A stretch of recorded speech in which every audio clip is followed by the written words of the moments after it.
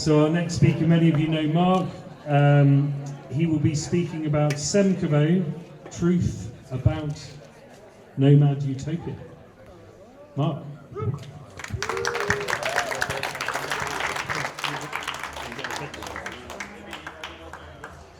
No. Yeah, there we go. Awesome, thank you. Ladies and gentlemen, the truth about Nomad Utopia is that this clicker doesn't work. Oh, I got it. It's me not working. Okay. The truth about Nomad Utopia is that there is no truth. I mean, there's no absolute truth.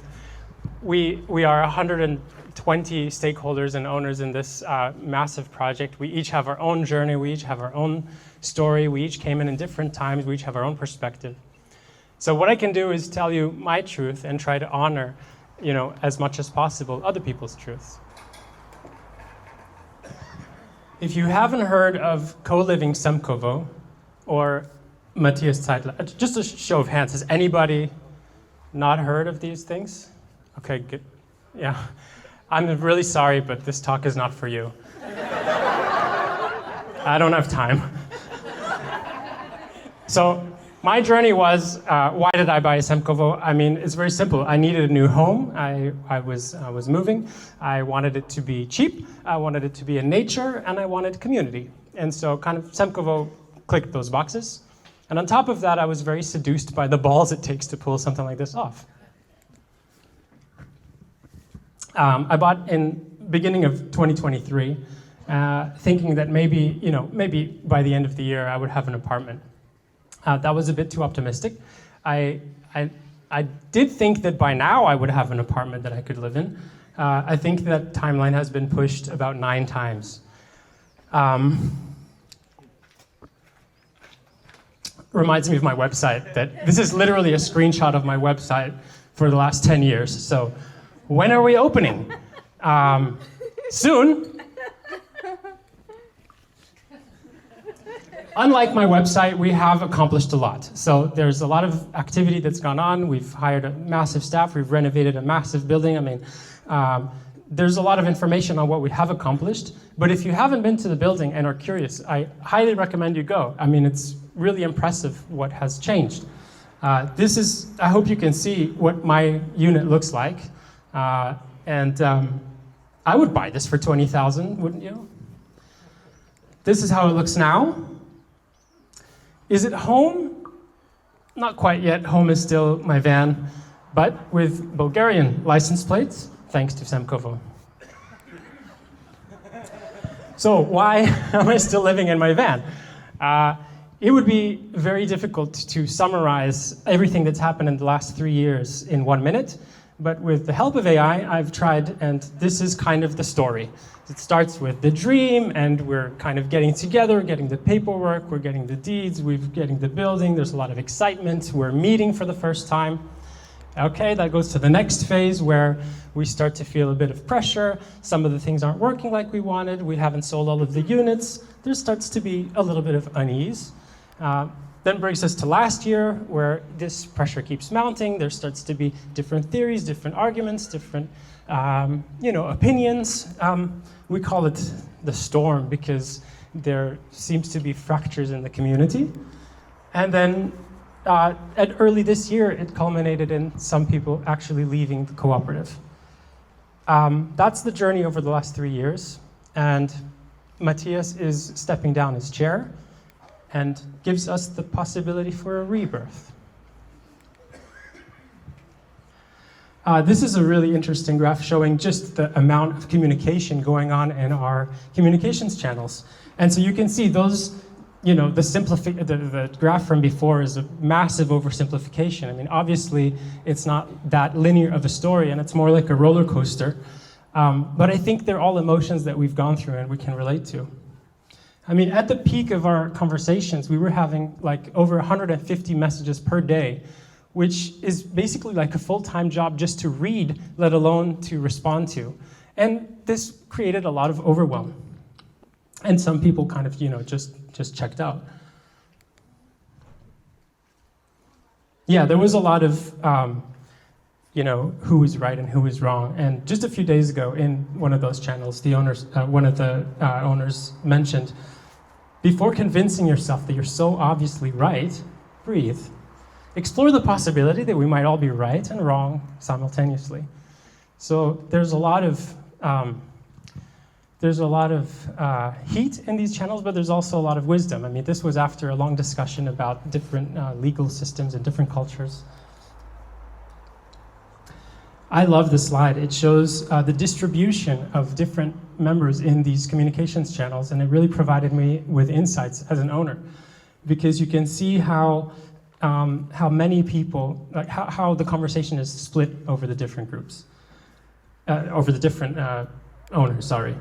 There's a pattern in the communication channels that the top 5 people in the channel are responsible for over 50% of the conversation, of the words that are being spoken or written. And the top 15 are responsible for 75%. The bottom 70 are responsible for 15. So there's a lot of voices that we're not hearing, or that we're not, that are not engaging. And actually, that makes me a question, like, so how do these people feel and how do they think? Because when you're in the midst of the heat of all of the discussion and all of the messages, you think you have a pulse for what the whole community feels like. But actually, it's a bit misleading. It's kind of a little bubble. It was super revolutionary for me that just looking at the list of names of owners, there are 45 names. I have no idea who they are. I've never heard of them. I've never seen them in any discussion. So there's a lot of people that I don't know. The total amount of words that have been exchanged in these platforms over the last 3 years is over like almost 2 million. So there's a lot of stuff. There's a lot of words. Oh, wait. So there are different reasons why people might not be engaged. I mean, for some people, maybe they just don't care, or it's a side project, or they're not that invested in it. But I was more concerned about the people that really, they care, they want to engage, and for some reason they stopped or they left out. And so in an attempt to kind of hear those voices that felt disenfranchised or disgruntled, last summer I organized a kind of a sharing circle on site with about 20 people who showed up, which is kind of like some hippie eco-village thing that I picked up and was new to a lot of people. In our case, I call it the Semkovo Spiritual Support Service for the Seriously Stressed. It didn't land with everyone in the same way, so there you go. Like, same reality, different experience.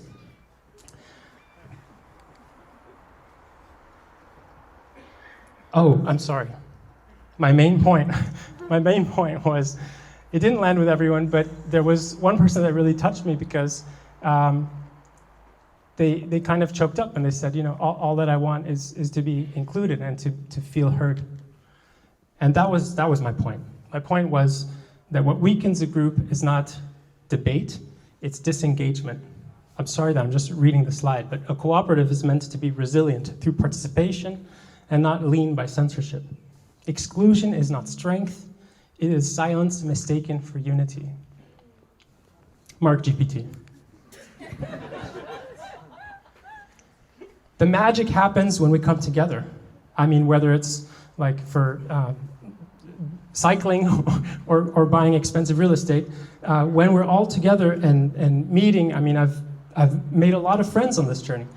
So if people ask me, do you regret buying a unit in Semkovo? It's a resounding no, because of all of the people that I've met that are so interesting. And I mean, some of them are here. Oliver is one of the weirdest people that I've ever met. What is that? Oh, God. They were sending them from Semkovo. So, yeah, Oliver, weirdest guy. I would join the project just to hang out with Oliver, and I think, actually, he's our best asset in promotional material, even though I hate Instagram. But community fun, obviously, alone doesn't run the co-op. We also need money. So what was the sales pitch was, well, okay, we're gonna buy these units and then we're gonna rent them out to digital nomads. And so the owners will make half the money and the co-op will get the other half. Win-win, we all, have fun and money. The reality is not what was on those slides. And some people feel like Matthias didn't deliver what he promised. And it's a reminder, he never promised anything. He had some estimates, and he was always careful to say that this is, the best case, or this is an estimate, but there was always uncertainty, and we didn't know that. What is the reality? My reality is that I've like minus 100 return on my investment. So the reality is Matthias is stepping down as chairman, and he is basically collecting 10% of the sales of all of the apartments. So it's around, over €500,000. The reality is that this project is only existing because one of the owners stepped in and saved the project multiple times. He now owns 41 units and has spent over €1.5 million. So the reality is uncomfortable. I'm really glad that it's not raining now, because the reality is that we have a leaking roof. But they were kind enough to make me want to feel at home, so we decided to do outside anyway. We still don't have electricity connected. Like, the reality is uncomfortable. We still need to raise €1 million just to get to the opening phase. I wasn't sure whether to share the slide, but it's not a secret, because when you have that many owners, and especially when you have that many that are upset about something, there's no way to contain it. So I don't really feel like it's necessary to hide. There is a lot of anger, and I think a lot of it is legitimate, and I think it should be honored. Matthias and I disagreed about a lot of things, but I think he would agree with this slide, because I really think that he, in his mind, was trying to do the right thing and was trying to lead a massively complex project on massive amounts of dimensions the best way that he could. It's so tempting to blame one person or one group of people, like this is the problem or that's the problem, and it's just more complicated than that. One of my favorite essays is called In Defense of Nuance. I really recommend you read it. It's not just about Semkovo, it's about like how we engage with our perceptions. Jaap spoke a little bit about this. We really tend to like make conclusions based on what we perceive. So I had expectations from Matthias that were not met. And that's just as much my fault as it is his, because they were my expectations. I have to take responsibility for that. If I ignore the reality, that doesn't really solve anything. But if I stay stuck in the frustration or in the blame, that doesn't help either. So I was really spending a lot of time over the last few days and years thinking about what does this all mean, and what lessons can I bring to you? And I keep coming to the group dynamics, because it really did feel like we were kind of splitting into different camps. We had the skeptics or the challengers, and then we had the optimists or the believers, and there was a lot of clash. And analyzing it, I came to understand that they were driven by different fears. So the skeptics are kind of afraid of being misled or losing their assets. And the optimists are afraid of missing the opportunity, not opening quickly or not selling enough units. And both of those are extremely legitimate fears. And they're conversations worth having. The problem happens when they become extreme or paranoid or conspiracy theories. The disagreements become personal attacks. And then you kind of label, this entire group is just negative and sabotaging the project, or this entire group is delusional and naive and just following a cult leader. Neither of these labels are helpful, and neither of them helps bridge the gap between valid points. This is the trifecta that we need to move forward. Hope in the project that it still has a potential. Honesty and transparency about the risks and the state of things. And trust that all of us are acting in good faith.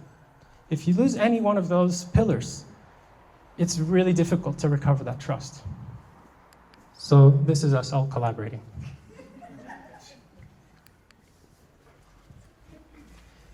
For me, it's landed to a useful mindset being a optimistic realist. And neither extreme, neither being delusional and neither being too bitter. And I think one of the best examples of this mindset is our new chairman, Nico Bael, that is standing right there. We've elected Nico, the co-op elected Nico 2 days ago, so it's brand new, fresh off the market. I'm happy to make this announcement. And I'm really happy about this. It's no surprise to me because Nico was, the most engaged. He was the number 2 after Matthias in these channels over the last 3 years. So what I appreciate more than the quantity is the tone.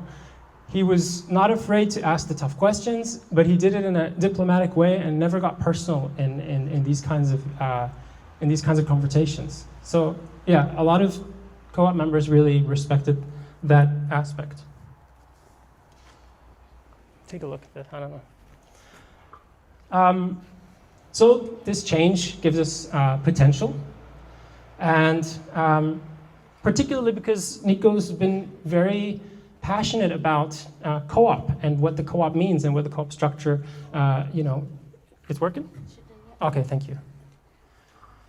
So does that mean all the problems are solved and it was all Matthias' fault and now everything will be golden? Of course not. We have monumental challenges ahead and we have real issues to fix before we can even talk about how we're going to operate. But this gives us a breath of breath. Holy crap. Breath of fresh air. Thank you. I'm an English native speaker, believe it or not. So good luck to you and also to all of the community that we hopefully can come back together in an ideal world. Life lessons brought to you by Semkovo. I mean, there are so many, I could spend hours, but this is what I've landed on. Doubt is an uncomfortable position, but certainty is ridiculous. And every time someone is so certain, I become more skeptical. Life is a tragedy when seen up close, but a comedy in long shot. And I don't mean this to minimize anyone's pain, but in the end, look at the big picture. It's only money and, a lot of money. And so,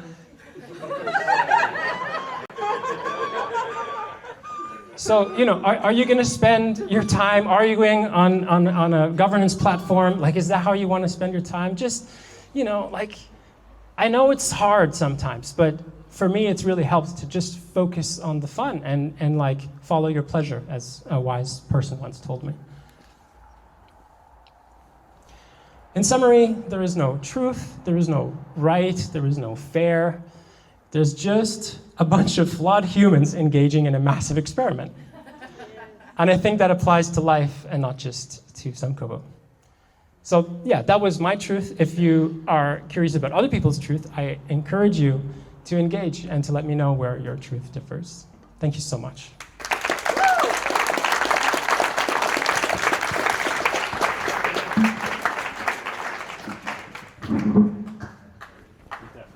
Oh, right, yeah, oh, right. No time for questions. Let me just take a drink, hold on.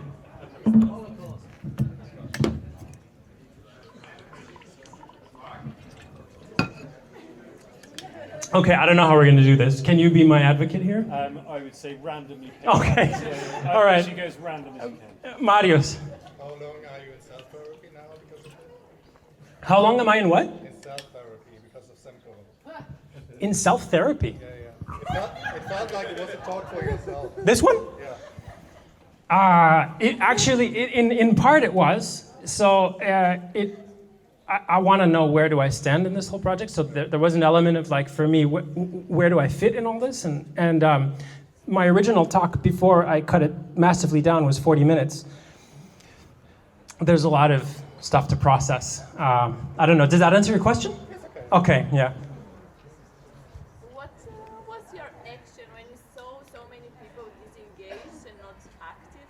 What was did you take any action to try to engage with them? Because I think like it's a very hard way to see like so many people disengaged. Were you able to like? What was your action? So what actions did I take to try and encourage people to get more engaged? The truth of the matter is, we don't realize it. Everything is online. So the messages that we're getting are from the people that we all think are the community. The people that are silent or quiet, we don't even know exist. It was just doing this preparation that like, oh wow, who are these people? So I haven't performed those actions. I've tried whenever I could in the platforms that we had to stand up for inclusivity and to stand up against this kind of punitive, yeah, you're bad and get out. And like, so I tried to speak that voice, but ultimately it's not in the power of one person. The co-op operates with a voting principle and the people vote. Do they want this or do they want that? And a lot of the votes that I thought would be better for the community did not pass and did not resonate with the wider membership. Yeah, Andres. What is the worst case or the best case scenario from your perspective as of today? What is the worst and best case scenario for who? For the project?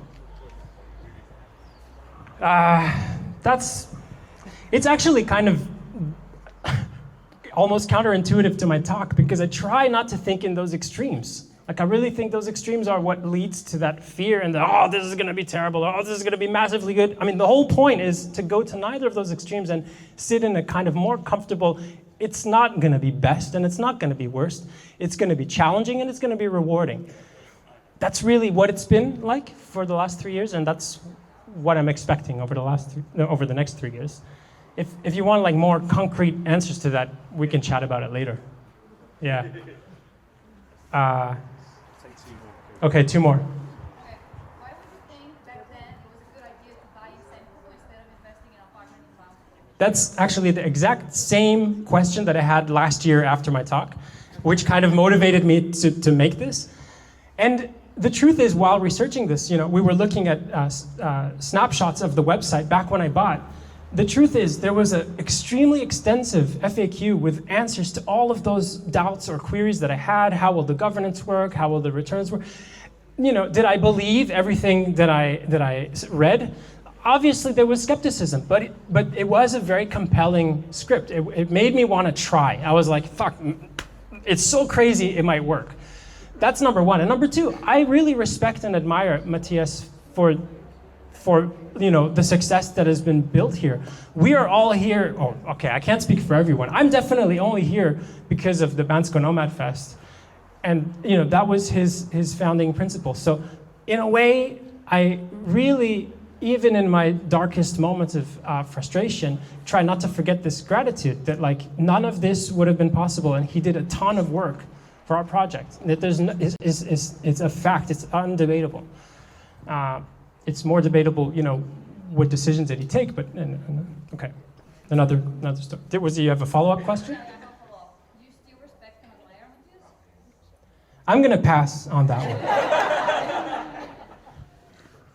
You mentioned that he took 10% of the total money raised when he left. And you also said that he did a ton of work. Do you think that's a fair compensation for the work he did? Or do you think that he should contribute part of that too? I've spoken with my lawyers, and I'm not gonna respond until I have more talks with my lawyers. I mean, My opinion. right. Here's what I can tell you. Like the 10% commission was very transparent from very early on. It was like, this is the compensation for his work and his effort and for having found the building. I didn't even have that much problems with it if everything had gone smoothly, and then it's like, yeah, sure. My issues came when I felt that the owners that had bought into this dream were being asked to do a lot of work to fill those gaps and to sell those apartments, but still he's getting the commission, and that's when those conversations started. The challenge is, nobody else wanted to go there and spend 3 years in Semkovo and organize all of the stuff. And there was really nobody else. And a lot of people felt like, well, you know, if he leaves, we're all screwed. So for a lot of time, he had a lot of support because there was no alternative. And something else I wanted to say, but I forgot. Oh yeah, okay, this is a big topic and we're all already running out of time. So like I said, I'm happy to talk to you further. Thank you for your attention.